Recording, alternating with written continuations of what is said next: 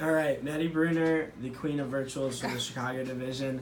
Maddie, how are you? I'm good. How are you? I'm doing well. All right, so let's talk about orders. So how many orders did you place last summer? Last summer I did right around like 120, give or take. Okay, so 120 orders. What was your closing percentage?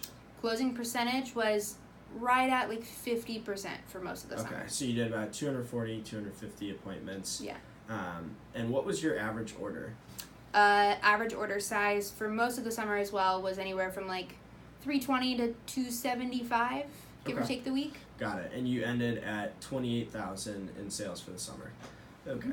So what are your thoughts on the scheduling opportunity of the virtual program? Yeah, so a couple things.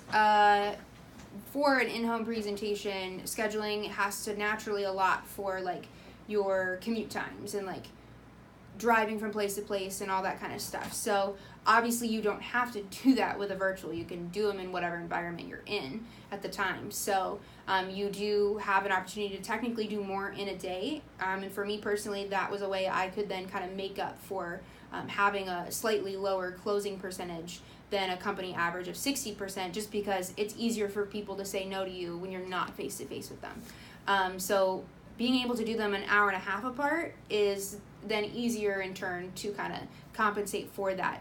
But also, because you're able to do them closer together, you have a better opportunity to stay like in the demo mood, like in the grind, in the zone. I often use the analogy for phoning of like, you don't want to snorkel through it and come up for air. You want to literally just keep making calls, like who's next, who's next, who's next. Like you sit down and you just go through it.